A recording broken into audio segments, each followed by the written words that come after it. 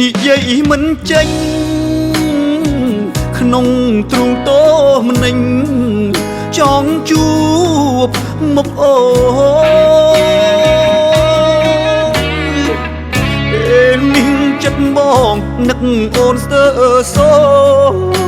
នឹកអូននឹកអូននឹកអូនគ្មានថ្ងៃរសា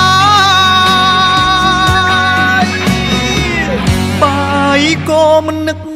ទឹកក៏អស់មិនស្រេករលឹកអូនពេកណាស្រងឆោមឆាយអូនព្រមរៀបការក៏ព្រោះអ្នកម្ដាយពងរត់រូបស្រីឲ្យឆ្ងាយពីរូបបងទៅ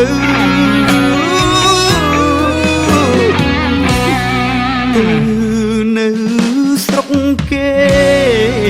សុខទុកយ៉ាងណាដឹងទេរៀមរាបារម្ភពេកក្រៃខ្លាចអូ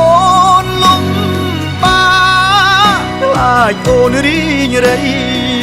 ខ្លាចប្តីថ្មីអូនមិនដូចបងតែនហើយគ្រប់យ៉ាងគ្រាន់ជាអារម្មណ៍សង្ឃឹមមាសមុំអូនសុខសប្បាយបងសូមជូនពរអង្គពីចិត្តកាយសូមស្រស់ឆោមឆាយអូនសុខសប្បាយរៀងអើយ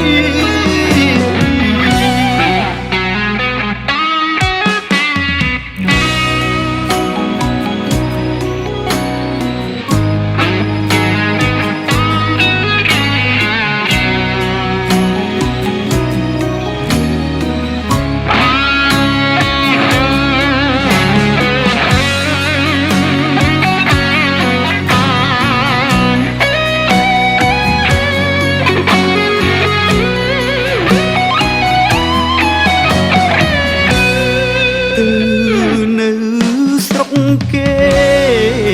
សុខទុកយ៉ាងណា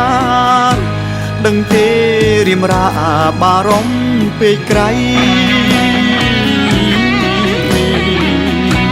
ខ្លាចអូនលំបាខ្លាចអូនរីងរៃខ្លាចប្តីថ្មីអូន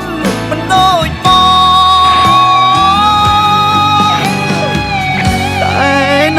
គ្រប់យ៉ាងគ្រាន់ជាអារម្មណ៍សង្ឃឹមមាសមុំ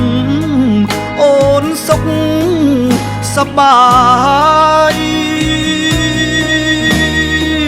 បងសូមជូនពរអង្គពីចិត្តកាយ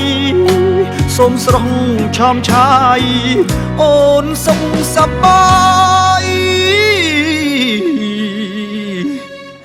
រៀងអើ